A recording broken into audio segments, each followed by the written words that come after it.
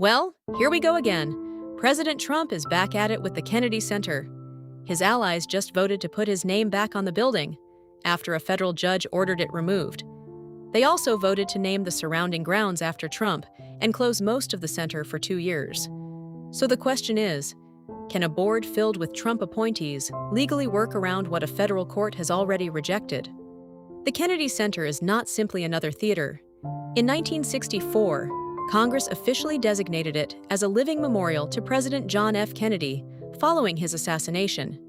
That means its name and purpose were established through federal law, not merely chosen by a board of trustees. After returning to office, Trump removed several Kennedy Center trustees and installed his own appointees. The newly configured board then selected Trump as its chairman. That gave the president and his allies enormous influence over one of America's most important cultural institutions. In December 2025, the board voted to add Trump's name to the Kennedy Center. Workers placed new lettering on the building, and the center began using the Trump Kennedy Center name. Democratic Congresswoman Joyce Beatty challenged that decision in federal court. In May, U.S. District Judge Christopher Cooper ruled that the board could not unilaterally rename the center. The judge said federal law makes it clear that the building was named for President Kennedy, and only Congress has the authority to change that.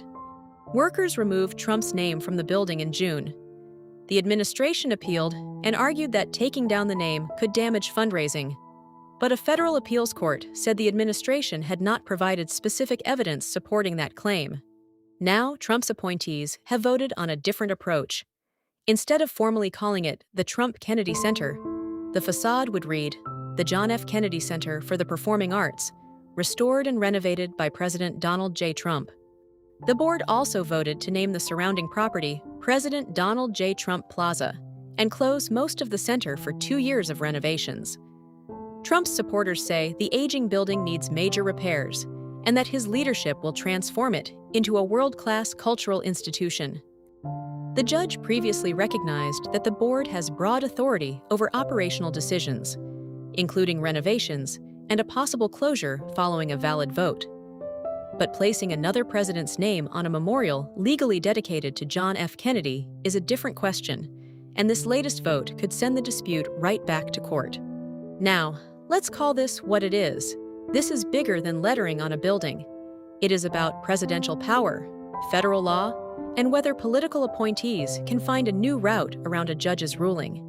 If Congress named this institution as a living memorial to John F. Kennedy, should one president's hand-picked board be allowed to place that president's name across it? Let me know what you think in the comments, and subscribe to Beyond the Headlines for stories that deserve your attention.